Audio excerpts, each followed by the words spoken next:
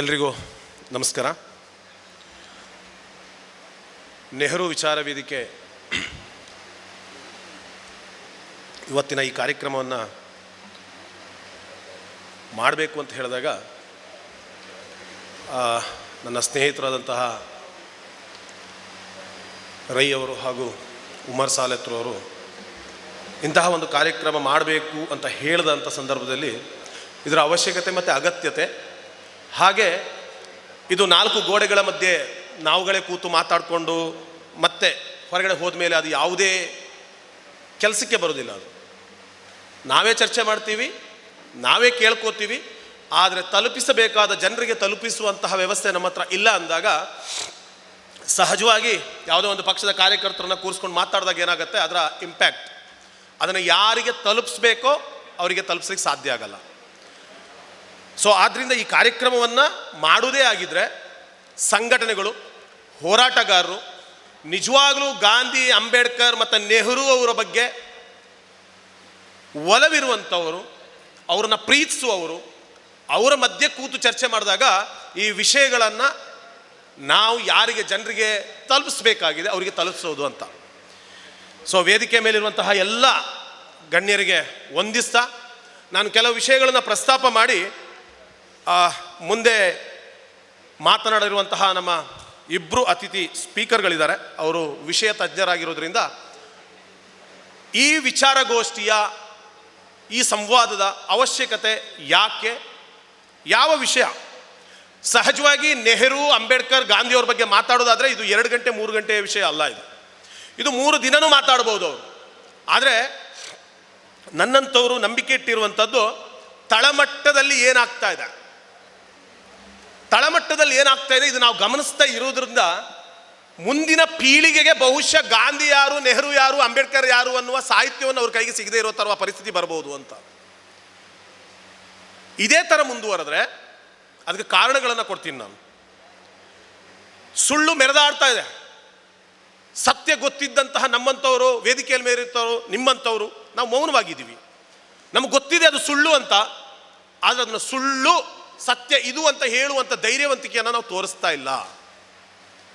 ಅದರಿಂದ ಏನಾಗಬಹುದು ಅನ್ನೋದನ್ನು ಈ 10 ವರ್ಷದಲ್ಲಿ ನೋಡ್ತಾ ಇದ್ದೀರಿ. ನಾವು ಆ ಕಡೆಗೆ ದಾಪುಗಾಲು ಇಡ್ತಾ ಇದ್ದೀವಿ. ನಾನು ಈ ಸಬ್ಜೆಕ್ಟ್ ಆದಂತಹ ಗಾಂಧಿ, ಅಂಬೇಡ್ಕರ್, ನೆಹರು ಅವರ ಇವತ್ತಿನ ಯುವಕರು ಏನು ನೋಡ್ತಾ ಇದ್ದಾರೆ, ಅವ್ರು ಯಾಕೆ ಅದನ್ನು ಇನ್ಫ್ಲುಯೆನ್ಸ್ ಆಗ್ತಾ ಇದ್ದಾರೆ, ನಮ್ಮ ವಿದ್ಯಾರ್ಥಿಗಳಿಗೆ ಗಾಂಧಿಯ ಬಗ್ಗೆ ಅಭಿಮಾನ ಯಾಕೆ ಬರ್ತಾ ಇಲ್ಲ, ಅಂಬೇಡ್ಕರ್ ಅವರ ಬಗ್ಗೆ ಯಾಕೆ ತಿರಸ್ಕಾರ ಭಾವನೆಗಳನ್ನು ಹುಟ್ಟಾಕ್ತಾ ಇದ್ದಾರೆ, ಅದು ಯಾರಿಂದ ಹುಟ್ಟಾಕ್ತಾ ಇದ್ದಾರೆ? ನಮ್ಮವರೇ, ನಾವೇ ನಮ್ಮನ್ನೇ ಬಳಸ್ಕೊಂಡು ಆ ತಿರಸ್ಕಾರ ಭಾವನೆಯನ್ನು ಹುಟ್ಟಾಕ್ತಾ ಇದ್ದಾರೆ. ನಿಮಗೊಂದು ಎಕ್ಸಾಂಪಲ್ ಹೇಳ್ತೀನಿ. ಯಾಕೆಂದರೆ ಈ 3 ಮಹನೀಯರು ಇಲ್ಲದೆ ಹೋಗಿದ್ರೆ ನಾವು ನೀವುಗಳು ಯಾಕೆ ಇವ್ರನ್ನ ನೆನಪಿಸ್ಕೋಬೇಕು?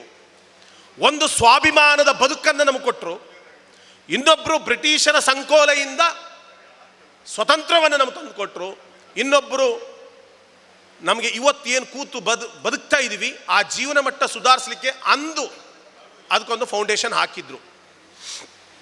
ಆದರೂ ಸಹ ನಾವು ಅವ್ರನ್ನ ಮರಿತಾ ಇದ್ದೀವಿ. ಯಾಕೆ ಮರಿತೀವಿ? ನನಗೆ ಕಳೆದ 3 ವರ್ಷಗಳ ಹಿಂದೆ ಶಿವಮೊಗ್ಗದಲ್ಲಿ ಒಬ್ಬ ಯುವಕನ ಕೊಲೆ ಆಗತ್ತೆ, ಹಿಂದೂ ಸಂಘಟನೆ ಯುವಕನ ಕೊಲೆ ಆಗತ್ತೆ. ಆ ಕೊಲೆ ಆದಾಗ ನಾನು ಆ ಹುಡುಗನ ಪ್ರೊಫೈಲ್ ಓದ್ತಾ ಇದ್ದೆ. ಆ ಪ್ರೊಫೈಲಲ್ಲಿ ಆತ ಬರ್ಕೊಂಡಿದ್ದ, ದೇಶ ಪ್ರೇಮಕ್ಕೆ ಯಾವುದೇ ಪ್ರಬಂಧ ಬರೆಯುವ ಅವಶ್ಯಕತೆ ಇಲ್ಲ, ದೇಶಪ್ರೇಮಕ್ಕೆ ಯಾವುದೇ ಪ್ರಬಂಧ ಬರೆಯುವ ಅವಶ್ಯಕತೆ ಇಲ್ಲ, ನಾಥೂರಾಮ್ ಗೋಡ್ಸೆ ಒಂದು ಹೆಸರು ಮಾತ್ರ ಸಾಕು ಅಂತ.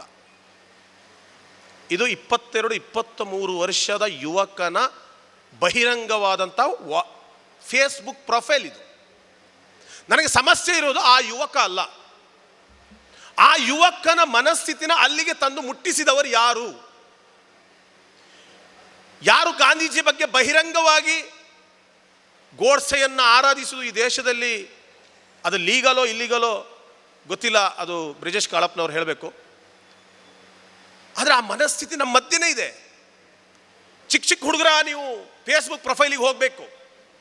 ಇದನ್ನು ಎಲ್ಲಿ, ಇದು ಗುಪ್ತಗಾಮಿನಿಯ ಥರ ಒಳಗಡೆಯಿಂದಲೇ ಇದನ್ನು ಪಸರಿಸ್ತಾ ಇರುವಂಥವ್ರು ಯಾರು? ಗಾಂಧೀಜಿಯವರನ್ನು, ನೀವು ಗೋಡ್ಸೆ ಅವರನ್ನು ದೇಶ ಪ್ರೇಮಿ ಅನ್ನೋದಾದರೆ ಹಾಗಾದರೆ ಗಾಂಧೀಜಿ ಯಾರು? ಈ ಪ್ರಶ್ನೆಗಳನ್ನು ನಾವು ಹಾಕ್ಕೋಬೇಕು. ಬಹುಶಃ ಇದು ವಿಷಯಗಳನ್ನು ಪ್ರಸ್ತಾಪ ಮಾಡ್ತೀನಿ ಅಷ್ಟೇ, ನಾನು ಇನ್ ಡೀಟೇಲ್ಸ್ ಹೋಗಲ್ಲ. ಅವರುಗಳಿಗೆ ಜಾಸ್ತಿ ಸಮಯ ಕೊಡಬೇಕು, ಆಮೇಲೆ ಪ್ರಶ್ನೆಗಳನ್ನು ಸ್ವೀಕರಿಸಬೇಕು ಅವರುಗಳು. ಆವಾಗ ಚರ್ಚೆ ನಡೆದ್ರೆ ಅದು ನಮ್ಮ ನೆನಪಿನಲ್ಲಿ ಉಳ್ಕೊಳ್ಳುತ್ತೆ. ನೀವು ಬಂದಿರುವವರು ಹೋರಾಟಗಾರರು ಮತ್ತು ಸಂಘಟನೆಯವರಾಗಿರೋದ್ರಿಂದ ಒಂದು 50 ಜನ 20 ಜನ ಕೂತು ಮಾತನಾಡಲಿಕ್ಕೆ ಬೇಕಾದಂತಹ ವಿಷಯಗಳು ಇಲ್ಲಿಂದ ನೀವು ಸಂಗ್ರಹಿಸ್ಕೊಂಡು ಹೋಗಬೇಕು ಅನ್ನೋದು ನನ್ನ ಕಳಕಳಿಯ ಮನವಿ. ಆವಾಗ ಮಾತ್ರ ಅದನ್ನು ನಾವು ಎದುರಿಸಲಿಕ್ಕೆ ಸಾಧ್ಯ. ಇಲ್ಲದೇ ಇದ್ದರೆ ನಮ್ಮದು ಅರಣ್ಯ ರೋದನ ಆಗ್ತಾ ಇದೆ. ನಿಜವಾಗ್ಲೂ ಅರಣ್ಯ ರೋದನ. ಯಾಕೆ ಅಂತ ಹೇಳಿದ್ರೆ ಗಾಂಧೀಜಿ ಅಂಬೇಡ್ಕರ್ ಅವರನ್ನು ಈ 10 ವರ್ಷದಲ್ಲಿ ಅವರ ಮಹತ್ವವನ್ನು ಕಳೆದು ಬಿಡುವ ಥರ ಎಷ್ಟೋ ಪ್ರಯತ್ನಗಳು ನಡೀತಾ ಇದೆ. ನಿಮಗೆ ನೆನಪಿರ್ಬೋದು, ಗಾಂಧೀಜಿಯವರನ್ನು ಯಾಕೆ ಟಾರ್ಗೆಟ್ ಮಾಡಲಾಗತ್ತೆ, ಗಾಂಧೀಜಿಯವರ ಮೇಲೆ ಆರೋಪಗಳು ಮಾಡುವುದು ಯಾಕೆ, ಅವರ ಮೇಲೆ ಆರೋಪ ಮಾಡುವುದರಿಂದ ರಾಜಕೀಯವಾಗಿ ಅವರಿಗೆ ಏನು ಬೆನಿಫಿಟ್ಗಳಿದೆ, ಲಾಭಗಳಿದ್ದಾವೆ. ಇದು ಎಲ್ಲದನ್ನು ನಾವು ಸ್ವಲ್ಪ ಇನ್ ಡೀಟೇಲ್ಸ್ ಆಗಿ ಅರ್ಥ ಮಾಡಿಕೊಂಡ್ರೆ ನಮಗೆ ಅರ್ಥ ಆಗುತ್ತೆ. ತುಂಬ ಜನರು ಹೇಳ್ತಾರೆ ಅವರ ಪ್ರಚಾರಗಳು ಹೇಗಿರುತ್ತೆ ಅಂದರೆ, ನಾನು ನೋಡ್ತೀನಿ ಕ್ಲಬ್ ಹೌಸಲ್ಲಿ ಬಹಿರಂಗವಾದ ಚರ್ಚೆಗಳು ನಡೆಯುತ್ತೆ. ಬಲಪಂಥೀಯರು ಸ್ವತಂತ್ರ ಕೊಟ್ಟಿರೋದು ಗಾಂಧೀಜಿಯಿಂದ ಅಲ್ಲ, ಬ್ರಿಟಿಷರು 2ನೇ ಮಹಾಯುದ್ಧದ ಸಂದರ್ಭದಲ್ಲಿ ಹೇಗೂ ಭಾರತಕ್ಕೆ ಸ್ವತಂತ್ರ ಕೊಡಲಿಕ್ಕೆ ತಯಾರಾಗಿದ್ದರು, ಆ ಸಂದರ್ಭದಲ್ಲಿ ಅವರು ಕೊಟ್ಬಿಟ್ರು ಅನ್ನೋಂಥದ್ದು. ಆದರೆ ಅದು ಸತ್ಯನಾ? 2ನೇ ಮಹಾಯುದ್ಧ ಸಂದರ್ಭದಲ್ಲಿ ಬ್ರಿಟಿಷರು ನಮಗೆ ಸ್ವತಂತ್ರ ಕೊಡಲಿಕ್ಕೆ ಸಿದ್ಧರಾಗಿದ್ರ? ಸ್ವತಂತ್ರ ಹೋರಾಟ ಗಾಂಧೀಜಿಯವರು ಬಂದ ನಂತರ ನಡೆದಿದ್ದಲ್ಲ. ಗಾಂಧೀಜಿಯವರು ಭಾರತಕ್ಕೆ 1915 ನಂತರ ಗಾಂಧೀಜಿಯವರ ಹೋರಾಟ. ಆದರೆ ಅದಕ್ಕಿಂತ ಮುಂಚೆ ಒಂದು 150 ವರ್ಷ ರಕ್ತಕ್ರಾಂತಿಗಳು ಆಗಿದೆ. ಏನು ಗಾಂಧಿವಾದದಿಂದ ಹೋರಾಟ ಮಾಡಿರುವಂಥದ್ದಲ್ಲ, ಎಲ್ಲ ರೀತಿಯ ಹೋರಾಟಗಳು ನಡೆದಿತ್ತು. ಆದರೆ ಸ್ವಾತಂತ್ರ್ಯ ಸಿಕ್ಕಿದೆಯಾ? ಬೇರೆ ಬೇರೆ ಹೋರಾಟಗಾರರು ಬಂದು ಹೋಗಿದ್ರು. ಆದರೆ ಗಾಂಧೀಜಿಯವರು ಬಂದು 30 ವರ್ಷಕ್ಕೆ ನಮಗೆ ಸ್ವಾತಂತ್ರ್ಯ ಸಿಕ್ಕತ್ತೆ. ಆದರೂ ಸಹ ಗಾಂಧೀಜಿಯ ಪಾತ್ರ ಏನಿಲ್ಲ ಅನ್ನುವಂಥದ್ದು ಅವರ ವಾದ. ಅದಕ್ಕೆ ಉತ್ತರಗಳನ್ನು ಸಿಗತ್ತೆ ಅಂತ ಅನ್ಕೋತೀನಿ. ಗಾಂಧೀಜಿಯವರನ್ನ ಎಷ್ಟು ತೇಜೋವಧೆ ಮಾಡೋಕ್ಕೆ ಸಾಧ್ಯ ಇದೆಯೋ ಅದನ್ನು ಮಾಡ್ತಾ ಇದ್ದಾರೆ. ನಿಮಗೆ ನೆನಪಿರ್ಬೋದು, ಹುತಾತ್ಮರ ದಿನ ಅಂತೀವಿ ನಾವು. ಗಾಂಧೀಜಿಯವ್ರನ್ನ ಹತ್ಯೆ ಮಾಡಿದ್ದ ದಿನವನ್ನು ಹುತಾತ್ಮರ ದಿನ ಅಂತ ಹೇಳಿದ್ರೆ ಒಂದು ವರ್ಗ ಅದನ್ನು ವಿಜಯ್ ದಿವಸ್ ಅಂತ ಆಚರಿಸುತ್ತೆ. ಆ ವಿಜಯ್ ದಿವಸ್ ಅಂತ ಆಚರಿಸ್ತಾರೆ ಅಂತ ನಮ್ಗೆ ಗೊತ್ತಿದ್ದು ನಾವು ಮೌನವಾಗಿಯೇ ಇದ್ದೀವಿ. ನಮ್ಮ ಸರ್ಕಾರಗಳು ಮೌನವಾಗಿದ್ದಾವೆ. 2019ರಲ್ಲಿ ಉತ್ತರ ಪ್ರದೇಶದಲ್ಲಿ ಪೂಜಾ ಶಗುನ್ ಪಾಂಡೆ ಈ ಮಹಿಳೆ ಎಷ್ಟರ ಮಟ್ಟಿಗೆ ವಿಕೃತ ಮೆರೆಯುತ್ತೆ ಅಂತ ಹೇಳಿದ್ರೆ ನಾವೆಲ್ಲ ಉತ್ತರ ಕೊಡಬೇಕು. ಅದಕ್ಕೆ ಹುತಾತ್ಮರ ದಿವಸ ಗಾಂಧೀಜಿಯ ಒಂದು ಪ್ರತಿಕೃತಿಯನ್ನು ಮಾಡಿ ಅದರ ಒಳಗೆ ರಕ್ತವನ್ನು ತುಂಬಿ ಗನ್ನಿನ ಮುಖಾಂತರ ಶೂಟ್ ಮಾಡಿ ಮತ್ತೊಮ್ಮೆ ಗಾಂಧಿಯನ್ನು ಹತ್ಯೆ ಮಾಡಿದ್ದನ್ನು ಈ ದೇಶದ ಜನರ ಮುಂದೆ ಇಡ್ತಾರೆ. ನಾವು ಮೌನವಾಗಿದ್ದೀವಿ. ನಮ್ಮ ಹತ್ರ ಏನು ಮಾಡೋಕ್ಕಾಗ್ತಾ ಇಲ್ಲ. ಇದಕ್ಕೆ ಉತ್ತರಗಳನ್ನು ಸಿಗಬೇಕು ಅಂದರೆ ನನಗೆ ದೊಡ್ಡ ದೊಡ್ಡ ಸಮಾವೇಶಗಳ ಮೇಲೆ ನಂಬಿಕೆ ಇಲ್ಲ. ನಮ್ಮ ಕೈಲಾದಷ್ಟು ಕೆಲಸಗಳನ್ನು ನಾವು ತಳಮಟ್ಟದಲ್ಲಿ ಮಾಡ್ತಾ ಇದ್ದೀವಿ. ಆ ಕೆಲಸಗಳನ್ನು ನೀವು ಮಾಡ್ತೀರಿ. ಅದಕ್ಕೆ ಆದಂಥ ಎಕ್ಸ್ಪರ್ಟ್ಗಳು ನಿಮ್ಮ ಮುಂದೆ ಇದ್ದಾರೆ, ಅದನ್ನು ಮಾಡ್ತಾರೆ ಅನ್ನುವಂಥ ನಂಬಿಕೆ ನನಗಿದೆ. ಆಮೇಲೆ ರಾಜಕಾರಣಕ್ಕೋಸ್ಕರ ಗಾಂಧೀಜಿಯವರನ್ನು ಹೇಗೆ ಬಳಸ್ಕೋತಾರೆ? ಒಂದು ಪಕ್ಷಕ್ಕೆ ತುಂಬ ಚೆನ್ನಾಗಿ ಗೊತ್ತಿದೆ, ಈ ದೇಶದ ಮೂಲ ನಿವಾಸಿಗಳು ಹಿಂದುಳಿದ ವರ್ಗದವರು ಒಂದಾದರೆ ನಾವು ಯಾವತ್ತೂ ಅಧಿಕಾರ ಹಿಡಿಲಿಕ್ಕೆ ಸಾಧ್ಯ ಇಲ್ಲ. ಅದಕ್ಕೋಸ್ಕರ ಅವರು ಗಾಂಧೀಜಿಯನ್ನು ಅಂಬೇಡ್ಕರ್ ವಿರುದ್ಧ ಎತ್ತಿ ಕಟ್ಟುವಂಥ ಕೆಲಸಗಳನ್ನು ಮಾಡಿದ್ರು. ಗಾಂಧೀಜಿಗೂ ಅಂಬೇಡ್ಕರ್ಗೂ ದಲಿತರಿಗೆ ಗಾಂಧೀಜಿಯವರು ಮೋಸ ಮಾಡಿದ್ರು. ಈಗ ಹೇಳಿದ್ರು ಅವರು ಪೂನಾ ಫ್ಯಾಕ್ಟ್ ಬಗ್ಗೆ, ಬಹುಶಃ ಅದನ್ನು ವಿಸ್ತಾರವಾಗಿ ಅವ್ರು ಹೇಳ್ಬೋದು. ಗಾಂಧೀಜಿಯವರ ಆದ್ಯತೆ ಏನಾಗಿತ್ತು, ಅಂಬೇಡ್ಕರ್ ಅವರ ಆದ್ಯತೆ ಏನಾಗಿತ್ತು, ಇದು ವಿಭಿನ್ನವಾದ ವಿಚಾರ. ಗಾಂಧೀಜಿಗೆ ದೇಶಕ್ಕೆ ಸ್ವಾತಂತ್ರ್ಯ ಕೊಡಿಸುವಂತಹ ಆದ್ಯತೆ, ಅದ್ರ ಜೊತೆಯಲ್ಲಿ ಹರಿಜನ ಯಾತ್ರೆ ಅಂಥದ್ದು, ಹರಿಜನರಿಗೆ ಸಂಬಂಧಪಟ್ಟಂಥ ಬೇರೆ ಬೇರೆ ಕಾರ್ಯಕ್ರಮಗಳನ್ನು ಗಾಂಧೀಜಿಯವರು ಹಮ್ಮಿಕೊಂಡಿದ್ರು ಸಹ ಅವರನ್ನು ದಲಿತ ವಿರೋಧಿಯಾಗಿ ಬಿಂಬಿಸುವಂಥ ಪ್ರಯತ್ನಗಳನ್ನು ಇವತ್ತು ನಡೆದಿದೆ. ಅದರಲ್ಲಿ ಸತ್ಯಾಂಶ ಎಷ್ಟಿದೆ? ಯಾಕೆ ಅದರಿಂದ ರಾಜಕೀಯ ಲಾಭ ಹೇಗಾಗತ್ತೆ? ಇವರು ಒಡೆದು ಬಿಟ್ರೆ, ಗಾಂಧಿವಾದಿಗಳು ಅಂಬೇಡ್ಕರ್ವಾದಿಗಳು ಒಡೆದು ಬಿಟ್ರೆ ನಮ್ಮ ರಾಜಕೀಯವಾಗಿ ಏನು ಸಿಗಬೇಕಾಗಿದೆ ಅದು ನಮಗೆ ಸಿಗತ್ತೆ. ಅದು ಉತ್ತರ ಪ್ರದೇಶದಲ್ಲಿ ಇಲ್ಲ. ಆ ಸಬ್ಜೆಕ್ಟ್ ಆಮೇಲೆ ಬರ್ತೀನಿ ನಾನು. ಈ ವಿಷಯಗಳನ್ನು ಗಾಂಧೀಜಿಯವರ ಆದ್ಯತೆ ಸ್ವತಂತ್ರವಾಗಿತ್ತು, ಆಮೇಲೆ ದಲಿತರು ಮುಸ್ಲಿಮರು ಎಲ್ಲರೂ ನಮ್ಮವರೇ ಅನ್ನುವಂಥದ್ದಿತ್ತು. ಅಂಬೇಡ್ಕರ್ ಅವರು ಯಾರಿಂದ ಸ್ವಾತಂತ್ರ್ಯವನ್ನು ಬಯಸಬೇಕಾಗಿತ್ತು? ಅಂಬೇಡ್ಕರ್ ಅವರು ನನ್ನ ಜನರಿಗೆ ಸ್ವಾತಂತ್ರ್ಯವನ್ನು ಕಿತ್ತುಕೊಂಡಿದ್ದು ಬ್ರಿಟಿಷರು ಅಲ್ಲ ಅನ್ನೋದು ಚೆನ್ನಾಗಿ ಗೊತ್ತಿತ್ತು. ಅಂಬೇಡ್ಕರ್ ಜನರಿಗೆ ಸ್ವತಂತ್ರ ಕೊಡದೇ ಇರುವವರು ನಮ್ಮವರೇ, ಅದು ಬ್ರಿಟಿಷರಲ್ಲ. ಆದ್ರಿಂದ ಅಂಬೇಡ್ಕರ್ ಅವರ ಆದ್ಯತೆ ಬೇರೆನೇ ಆಗಿತ್ತು. ಆದರೆ ಅವರು ಮಧ್ಯೆ ತಂದಿಡುವಂತಹ ಕೆಲಸಗಳನ್ನು ಮಾಡಿದ್ರು. ಇನ್ನು ಗಾಂಧೀಜಿಯವರ ಹತ್ಯೆ ಯಾಕೆ ನಡೆಯಿತು ಅನ್ನುವಂಥ ವಿಷಯ ಬಂದಾಗ, ಇಲ್ಲ ಅದು ಪಾಕಿಸ್ತಾನ ವಿಭಜನೆಗೆ ಆದ ಸಂದರ್ಭದಲ್ಲಿ ಅದಕ್ಕೋಸ್ಕರ ಅವ್ರನ್ನ ಹತ್ಯೆ ಮಾಡಲಾಯಿತು. ಗೋಡ್ಸೆಯವರ ಸ್ಟೇಟ್ಮೆಂಟು ಅದು ಕೋರ್ಟಲ್ಲಿ ದಾಖಲಾಗಿರುವಂಥದ್ದು ಅಂತ ಅಂದ್ಕೋತೀನಿ ನಾನು. ಯಾಕೆ ಗಾಂಧೀಜಿಯನ್ನು ಹತ್ಯೆ ಮಾಡಿದೆ ಅಂತ ಕೇಳಿದ್ರೆ, ಅವರು ಭಾರತವನ್ನು ವಿಭಜಿಸಿದ್ರು. ಇದು ಸತ್ಯನಾ? 1934 ಗಾಂಧೀಜಿಯವರ ಮೇಲೆ ಹತ್ಯೆಯ ಪ್ರಯತ್ನಗಳು ನಡೆಯಿತು. ನಮ್ಮದು ವಿಭಜನೆಯ ಟಾಪಿಕ್ ಬಂದಿದ್ದು ಯಾವಾಗ? ಬಹುಶಃ ಅದು 37ರ ನಂತರ ಅಂತ ಅಂದ್ಕೋತೀನಿ ನಾನು. ಆದರೆ 34ರಲ್ಲಿ ಯಾವುದೇ ಮುಸ್ಲಿಂ ತುಷ್ಟೀಕರಣಕ್ಕೋಸ್ಕರ ಅಲ್ಲ ಗಾಂಧೀಜಿಯವರ ಮೇಲೆ ಹತ್ಯೆಯ ಯತ್ನ ನಡೆದಿರುವಂಥದ್ದು. ಗಾಂಧೀಜಿಯವರ ಹತ್ಯೆ ಯತ್ನ ನಡೆದಿರುವಂಥದ್ದು ಹರಿಜನ ಯಾತ್ರೆ ಅಂತ. ಅವರೊಂದು ಯಾತ್ರೆ ಮಾಡ್ತಾ ಇರ್ತಾರೆ, ಅವ್ರನ್ನ ದೇವಸ್ಥಾನದ ಒಳಗಡೆ ಹೋಗ್ಲಿಕ್ಕೆ ಬಿಡಬೇಕು ಅನ್ನುವಂಥ ಯಾತ್ರೆಯನ್ನು ಕೈಗೊಂಡಿರ್ತಾರೆ. ಆವಾಗ ಅವರ ಮಧ್ಯದಲ್ಲಿ ನಡೆದಂಥ ಹತ್ಯೆ ಮೊದಲ ಯತ್ನ.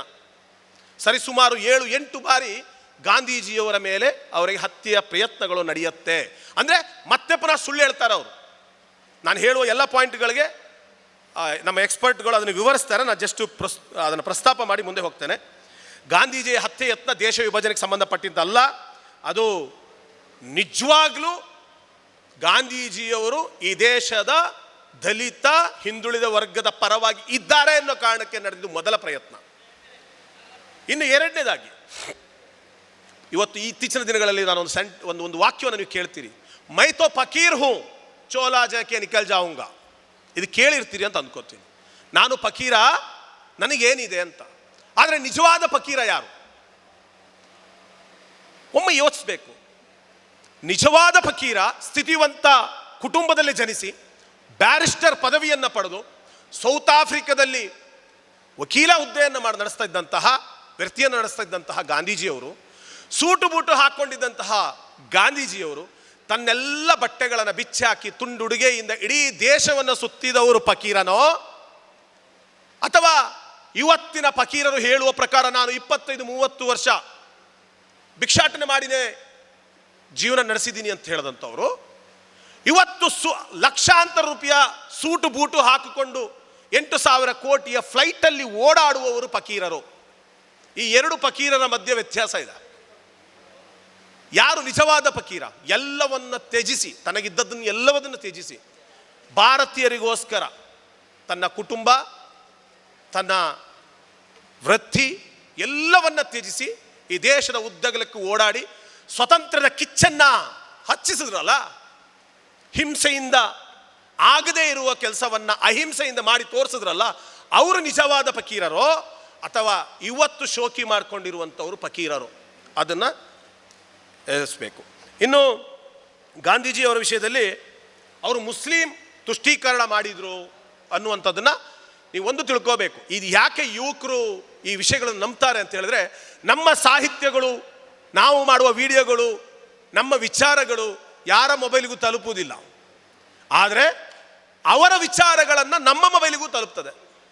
ನಮ್ಮ ಮೊಬೈಲಿಗೂ ಸಹ ಗಾಂಧೀಜಿಯ ವಿರುದ್ಧವಾದ ಸಾಹಿತ್ಯಗಳು ಬರುತ್ತೆ, ಗಾಂಧೀಜಿಯ ವಿರುದ್ಧವಾದ ವಿಡಿಯೋಗಳು ನಮ್ಮ ಮೊಬೈಲಿಗೆ ಬರುತ್ತೆ. ಅದು ಸಮಸ್ಯೆ ಇರುವಂಥದ್ದು. ನಾವು ಹೇಳುವಂಥದ್ದು ಯುವಕರಿಗೆ ಪ್ರಭಾವಕ್ಕೊಳಗಾಗ್ತಾ ಇದ್ದಾರೆ. ಅದನ್ನು ಇವತ್ತು ತಡೆಗಟ್ಟದೆ ಹೋದರೆ ಬಹುಶಃ ಇತ್ತೀಚಿನ ದಿನಗಳಲ್ಲಿ ಕೆಲವರು ಹೇಳ್ತಾ ಇದ್ರು, ಭಾರತಕ್ಕೆ ನಿಜವಾದ ಸ್ವಾತಂತ್ರ್ಯ ಬಂದಿದ್ದು 2014ರಲ್ಲಿ ಅಂತ ಕೆಲವರು ಮಾತಾಡಿದ್ರೆ, ಇನ್ನು ಕೆಲವರು ಕಳೆದ ವರ್ಷ ಬಂದಿದೆ ಅಂತ ಹೇಳಿದ್ರು. ಕಳೆದ ವರ್ಷ ಈ ದೇಶಕ್ಕೆ ಸ್ವಾತಂತ್ರ್ಯ ಬಂದಿರುವುದು ಅಂತ ಹೇಳಿದವರು ಇದ್ದಾರೆ. ಅಂದರೆ ಖಂಡಿತವಾಗಲೂ ಈ ಮಹನೀಯರ, ನಮಗೋಸ್ಕರ ತ್ಯಾಗಗಳನ್ನು ಮಾಡಿದಂಥವರ ಇತಿಹಾಸವನ್ನು ಅಳಿಸುವ ಪ್ರಯತ್ನಗಳು ನಡೀತಾ ಇರೋದು ಅಷ್ಟೇ ಸತ್ಯ. ಅದಕ್ಕೋಸ್ಕರ ನಾವು ನೆನೆಸ್ಕೋಬೇಕಾಗಿದ್ದು, ನಾವೇನು ಸುಳ್ಳು ಹೇಳಬೇಕಾಗಿಲ್ಲ, ನಾವು ಯಾವುದೇ ಸುಳ್ಳು ಭಾಷೆಗಳನ್ನು ಮಾಡಬೇಕಾಗಿಲ್ಲ. ಈಗ ನಾವು ನೋಡ್ತಾ ಇದ್ದೀವಿ, ಈಗ ಟೆಂಟ್ ಹಾಕ್ಕೊಂಡು ಸುಳ್ಳು ಭಾಷಣಕಾರನ ಕರೆಸಿ ಅದ್ಭುತವಾಗಿ ಯಾರೇ ಇರಲಿ ಅದನ್ನು ಸುಳ್ಳನ್ನು ಗಟ್ಟಿಯಾಗಿ ಹೇಳುವಂತಹ ಒಂದು ತಂಡವನ್ನು ರಚಿಸಿಕೊಂಡಿದ್ದಾರೆ. ಆದರೆ ಸತ್ಯ ಗೊತ್ತಿದ್ದಂತಹ ವೇದಿಕೆ ಮೇಲಿದ್ದಂಥವರು ನಿಮ್ಮಂಥವರು ನಾವು ಮೌನವಾಗಿರುವುದೇ ಇದಕ್ಕೆ ಕಾರಣ ಅಂತ ನಾನು ಅಂದ್ಕೋತೀನಿ. ಇನ್ನು ಗಾಂಧೀಜಿಯವರ ಕೊನೆಯ ಕೋಮುಗಲಭೆ ಪಾರ್ಟಿಷನ್ ಆಫ್ ಇಂಡಿಯಾ ಅಂತ ಬಂದಾಗ ಗಾಂಧೀಜಿಯವರು ಮುಸ್ಲಿಂ ತುಷ್ಟೀಕರಣ, ಮುಸ್ಲಿಮರ ಪರವಾಗಿದ್ದರು ಅನ್ನುವಂಥದ್ದಿತ್ತು. ಆದರೆ ಗಾಂಧೀಜಿಯವರು ಹೈದರಿ ಹೌಸಿಗೆ ಹೋಗಿ ಕೂತ್ಕೊಂಡಾಗ ಯಾವುದೇ ಸೇನೆ ಅಥವಾ ಪೊಲೀಸರನ್ನ ಕರ್ಕೊಂಡು ಹೋಗದೇ ಇದ್ದಾಗ ಆ ಕೋಮುಗಲಭೆಯ ಸಂದರ್ಭದಲ್ಲಿ ಅಂದಿನ ಬೆಂಗಾಳ ಚೀಫ್ ಮಿನಿಸ್ಟರ್ ಆದಂತಹ ಸುಹರಾವರ್ದಿ ಮುಸ್ಲಿಂ ಲೀಗಿನ ಚೀಫ್ ಮಿನಿಸ್ಟರ್ ಆಗಿದ್ದರು. ಅವರಿಗೆ ಕೊಟ್ಟಂತಹ ಟಾಸ್ಕ್ ಏನಿತ್ತು, ಗಾಂಧೀಜಿಯವರು ಮಾಡಿದ ಟಾಸ್ಕ್ ಏನಿತ್ತು, ಅದು ನಮ್ಮ ಒಳಗೆ ಅದು ಬರಬೇಕು. ಇವತ್ತು ಗಾಂಧೀಜಿಯವರು ತುಂಬ ಸ್ಪಷ್ಟವಾಗಿ ಹೇಳ್ತಾರೆ, ಎಲ್ಲಿ ಹಿಂದೂ ಬಾಹುಳ್ಯ ಇರುವಂಥ ಜಾಗದಲ್ಲಿ ಮುಸ್ಲಿಮರ ಮೇಲೆ ದೌರ್ಜನ್ಯಗಳು ನಡೀತಾ ಇದೆ ಅಲ್ಲಿ ನಾನು ಹೋಗ್ತೇನೆ, ಅಲ್ಲಿ ನಾನು ಹಿಂದೂಗಳ ಜೊತೆ ನಿಂತ್ಕೊಂಡು ಆ ಗಲಾಟೆಯನ್ನು ನಿಲ್ಲಿಸ್ತೇನೆ. ಸುಹರಾವರ್ದಿಗೆ ಹೇಳ್ತಾರೆ, ಯಾಕೆಂದರೆ ಸುಹರಾವರ್ದಿ ಅದರಿಂದ ಮುಂಚೆ ಗಲಾಟೆಯಲ್ಲಿ ತಪ್ಪು ಮಾಡಿದ್ರು. ನೀನು ನೌಕಾಲಿಯಲ್ಲಿ ಹೋಗಬೇಕು, ನೀನು ನೌಕಾಲಿಯಲ್ಲಿ ಹೋಗ್ಬಿಟ್ಟು ಅಲ್ಲಿರುವ ಹಿಂದೂಗಳ ಜೊತೆಯಲ್ಲಿ ನಿಂತುಕೊಂಡು ಮುಸ್ಲಿಮರನ್ನು ಕನ್ವಿನ್ಸ್ ಆಗಬೇಕು. ಯಾವುದೇ ಮಿಲಿಟರಿ ಪೊಲೀಸ್ಗಳು ಇಲ್ಲದೆ ಆ ಕೋಮುಗಲಭೆ ತಣ್ಣಗಾಗತ್ತೆ. ಅಂದರೆ ಅದು ಇವತ್ತಿಗೂ ನಾವು ಮಾಡಬೇಕಾಗಿದ್ದ ಕೆಲಸಗಳು.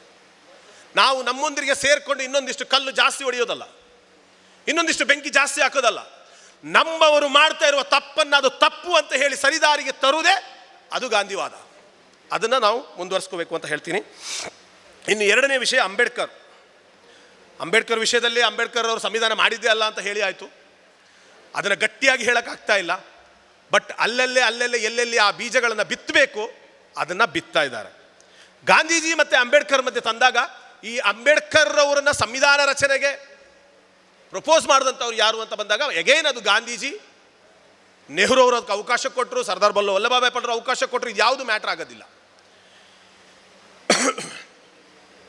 ಮತ್ತು ಸಂವಿಧಾನವನ್ನು ಬದಲಾಯಿಸ್ತಾರಾ, ಈ ಸಂವಿಧಾನ ಬದಲಾಗತ್ತೆ ಕಾಂಗ್ರೆಸ್ ಪಕ್ಷದವ್ರು ಹೇಳ್ತಾ ಇರ್ತಾರೆ. ಇದು ರಾಜಕೀಯ ಪ್ರೇರಿತನ, ಕೇವಲ ರಾಜಕೀಯಕ್ಕೋಸ್ಕರ ಮಾತಾಡ್ತಾ ಇರೋದ?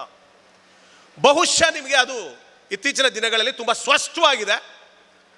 ಅಂಬೇಡ್ಕರ್ ಬಗ್ಗೆ ಇರುವ ಅಸಹನೆಯನ್ನು ಪಾರ್ಲಿಮೆಂಟ್ ಒಳಗಡೆನೆ ಹೇಗೆ ಹೇಳಲಾಯಿತು, ಅಲ್ಲಿಂದ ನಮಗೆ ಕ್ಲಾರಿಟಿ ಸಿಗದೆ ಹೋದರೆ ಬಹುಶಃ ನಾವು ದಡ್ಡರಾಗ್ತೀವಿ. ಅಂಬೇಡ್ಕರ್ ಅವರ ಬಗ್ಗೆ ಇರುವಂಥ ಅಸಹನೆಯನ್ನು ಈ ದೇಶದ ಕಾನೂನನ್ನು ರಕ್ಷಿಸಬೇಕಾದಂಥವ್ರೆ ಏನು ಹೇಳಿದ್ರು, ನೀವು ಅಂಬೇಡ್ಕರ್ ಅನ್ನೋ ಒಂದು ಫ್ಯಾಷನ್ ಆಗಿಬಿಟ್ಟಿದೆ, ಅದರ ಜಾಗದಲ್ಲಿ ಏನಾದರೂ ದೇವರ ಜಪ ಮಾಡಿದರೆ ನಿಮಗೆ ಮೋಕ್ಷ ಸಿಗ್ತಾ ಇತ್ತು ಅಂತ. ಆದರೆ ಅವ್ರಿಗೆ ಅರಿವಿರಲಿಕ್ಕಿಲ್ಲ, ಈ ದೇಶದ 90% ಜನಕ್ಕಿಂತ ಜಾಸ್ತಿ 100% ಮಹಿಳೆಯರಿಗೆ ಸ್ವಾಭಿಮಾನದಿಂದ ಬದುಕನ್ನು ಕಟ್ಟಿಕೊಟ್ಟು ನರಕದಿಂದ ಸ್ವರ್ಗಕ್ಕೆ ಕೊಟ್ಟಿದ್ದೇ ಅಂಬೇಡ್ಕರ್ ಅವರು. ನಮಗೆ ಇಲ್ಲಿ ಸತ್ತ ಮೇಲೆ ಸ್ವರ್ಗ ನರಕ ಅದು ಸೆಕೆಂಡ್ರಿ. ಬಟ್ ಈ ದೇಶದಲ್ಲಿ ನರಕದಲ್ಲಿ ವಾಸಿಸ್ತಾ ಇದ್ದಂಥವರಿಗೆ ಸ್ವರ್ಗವನ್ನು ಕೊಟ್ಟಂಥವರೇ ಅಂಬೇಡ್ಕರ್. ಇದನ್ನ ಗಟ್ಟಿಯಾಗಿ ಹೇಳ್ಬೇಕಾಗತ್ತೆ. ಇದು ಅವರ ಅಸಹನೆ. ಯಾಕೆಂದರೆ ಕೆಲವು ವರ್ಷಗಳ ಹಿಂದೆ ಕೆಲವು ಎಂಪಿಗಳು ಹೇಳ್ತಾ ಇದ್ರು, ನಾವು ಬಂದಿರೋದೇ ಸಂವಿಧಾನ ಬದಲಾಯಿಸಕ್ಕೆ. ಅದು ಉದ್ದೇಶಪೂರ್ವಕ ಹೇಳೋದಲ್ಲ, ಬಾಯಿ ತಪ್ಪಿನಿಂದ ಹೇಳೋದು. ಅದು ಹಿಡನ್ ಎಜೆಂಡಾ. ಅದು ಹಿಡನ್ ಎಜೆಂಡಾ ಇರುತ್ತೆ, ಒಮ್ಮೊಮ್ಮೆ ಅರಿವಿಲ್ಲದೆ ಹೊರಗಡೆ ಬಂದ್ಬಿಡತ್ತೆ. ಅದು ತುಂಬ ಸ್ಪಷ್ಟ. ಆದರೆ ನಾವು ಅದು ಅರ್ಥ ಮಾಡ್ಕೋತಾ ಇಲ್ಲ.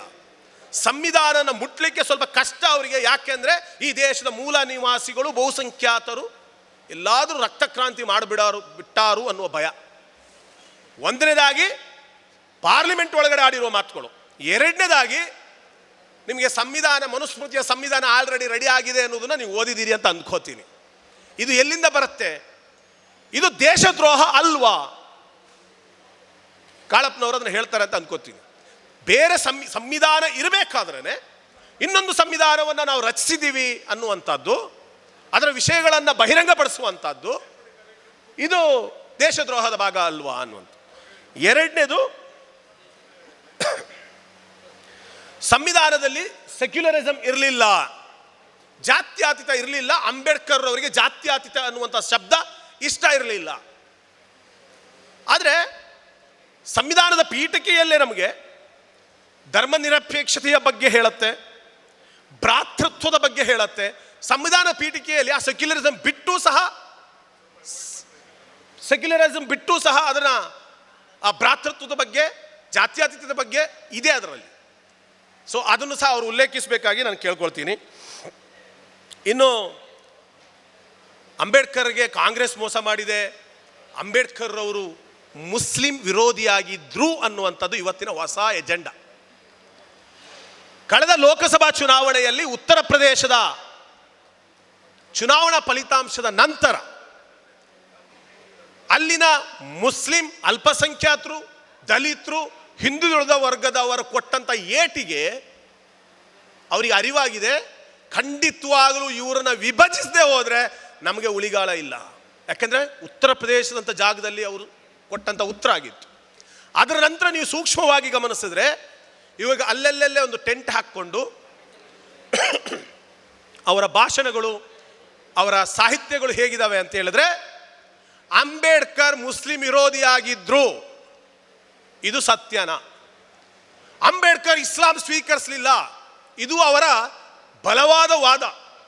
ಅಂಬೇಡ್ಕರ್ ಅವರು ಇಸ್ಲಾಂ ಸ್ವೀಕರಿಸಲಿಲ್ಲ.